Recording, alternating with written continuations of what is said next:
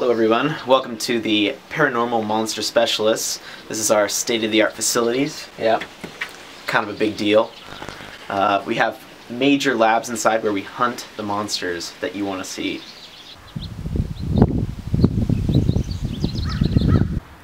Yeah, I also live here.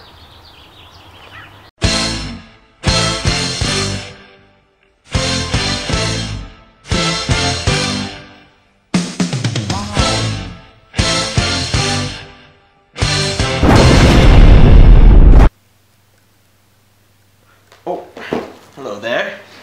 Didn't see you. Welcome back to another exciting episode of Monster Hunters. I'm your host, Dennis Wolf, and this is the show dedicated to researching and finding some of the most extreme monsters out there. Emphasis on the research more than the finding. We haven't really found many monsters, but we're working on that still. If you joined us on last episode, we were hunting the werewolf. And apparently, it is illegal to get naked in a public space and howl to the moon. I'm still not allowed within 100 feet of the park, but I'm still working on that. But anyways, in today's episode, we have a special feature, the Yeti. Oh, I'm sorry, I didn't mean to scare you. It was only a picture. No one soiled their pants. But today, you are in for a treat. We are going Yeti hunting. Here at the Institute, we pride ourselves in some of the top monster hunters from around the world. We're going to go ahead and meet the team. Jeffrey! Oh, Dennis! Hey! Jeffrey, we're filming today. That's today? Let me just get my papers. We're doing the Yeti episode. Yeti! I told you. Yeti. Here it is. Yeti. A fish-like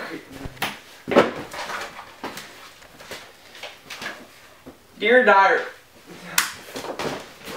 You know what? I'm gonna get back to you. I'll find it and I'll fax it to you. The Yeti, also known by many as the abominable snowman, is said to come from the Himalayan region of Nepal, Tibet, India, and Pakistan. The earliest records of the Yeti date back to 326 BC, in the time of Alexander the Great. For the early Himalayan people, the Yeti was revered as a glacier being who ruled as the god of the hunt. Other tribes feared the myths of the Yeti wild man that hunted yak and children on the mountain. In either such cases, the legend of the Yeti is important to the cultural aspects of the indigenous communities, whether through religion or as a common fairy tale. Hi, my name is Jeffrey. I'm on Christian Mingle if you want to look me up. My username is praise'em@praiseboy.com. I don't really know how to use it yet, but I'm single and I'm ready to Christian Mingle. But my day-to-day routine at Paranormal Monster Society, is just day-to-day routine checkups on the monsters.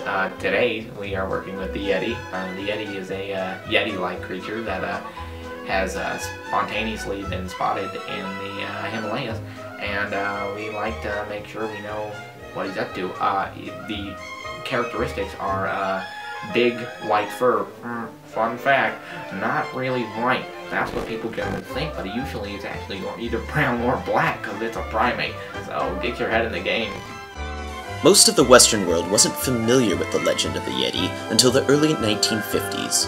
It was through the exploration of the Himalayan mountains and the surrounding area that exposure finally came about on a worldwide scale. Finally, the world was being introduced to this mythical monster. And other characteristics. Likes cold. I don't like that. But, you know, it's a good job. Is that it? Do you want any more? Do you want...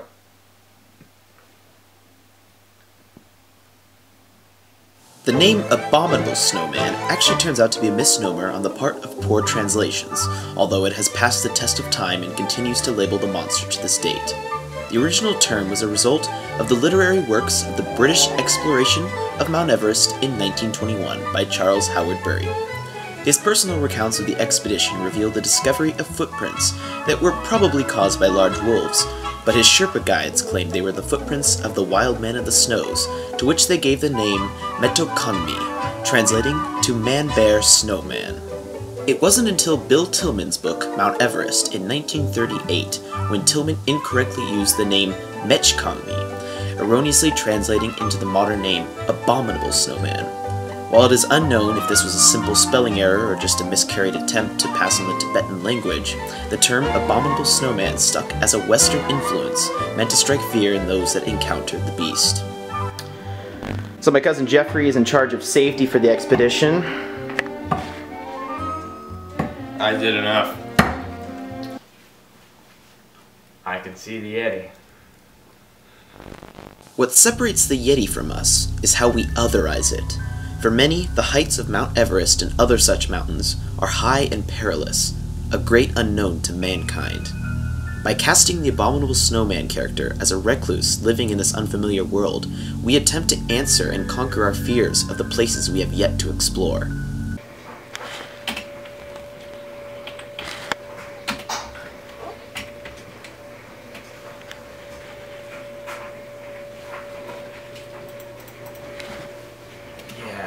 Yeti stuff.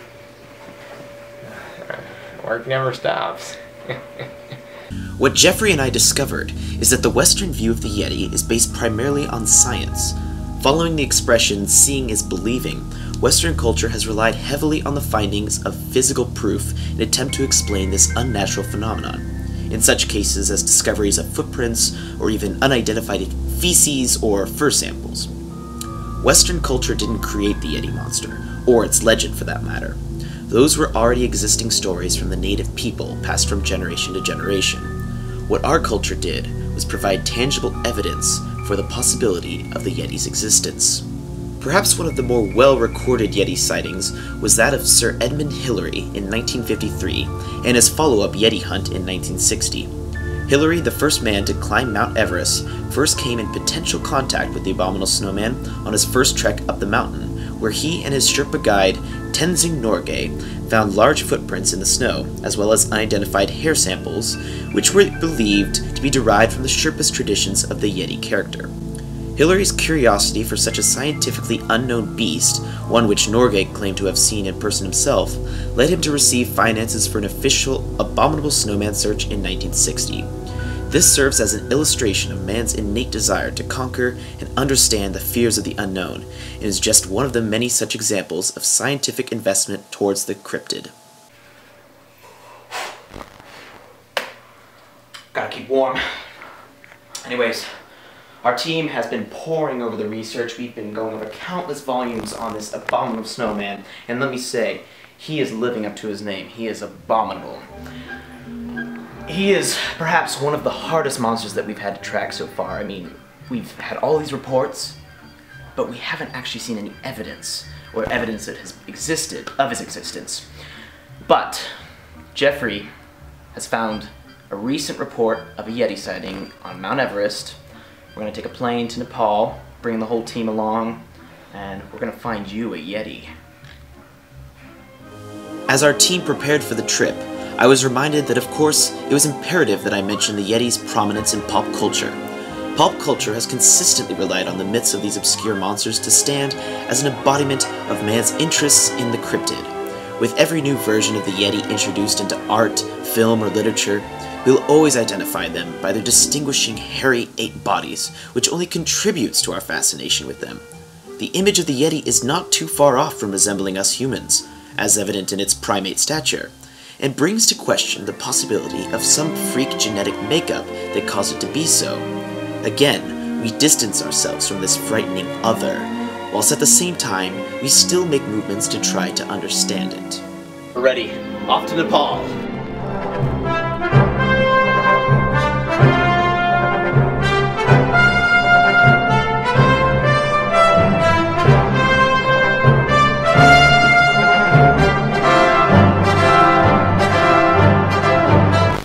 Well, we made it to Nepal. Really beautiful place. Really smooth flight, really nice flight. Monsters Inc. was our in-flight entertainment. How ironic. But it's cold up here. It's snowing as we speak. But we are high in the mountains, probably one of the coldest locations we have ever been in. The snow is coming down as just, it's dumping on us, but we are gonna find ourselves a Yeti. So Jeffrey said he found some Yeti tracks over here. I think we're getting close. Jeffrey, here we are, Mount Everest right behind me. That's it. Jeffrey, you're gonna edit that for me in there, right? Yeah. Mount Everest. There's a Yeti there. I just knew Jeffrey and I were getting close now to finding ourselves a Yeti. In a fateful meeting with a Sherpa guide, I was able to score a visit with an actual abominable snowman in person. I could hardly contain myself and had to change my briefs before trekking up the mountain. It was time for me to interview a Yeti in person. Alright team, come on in here. Come on in. Alright, we are in the cave of the abominable snowman. Mr. Yeti, do you have a word?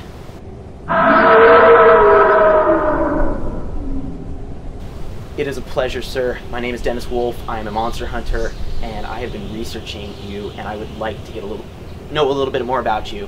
What's your daily life like? Very interesting. And how do you feel Western culture has affected you as a monster? I couldn't have put that better myself. Any closing words, anything you want to share with our home viewers? It's been a pleasure talking to you, sir. We don't need to disturb. We will be on our way out. Thank you. Thank you. So there you have it, folks. Yetis are real. You just saw it yourself. That wasn't edited. They exist. Thank you for joining us on Monster Hunters today. I'm Dennis Wolf. I'd like to thank my cousin Jeffrey for all the help that he put into this show. You're welcome. Thanks, Jeff. Join us next week as we tackle the Loch Ness Monster. More like the Herb Monster. Cut.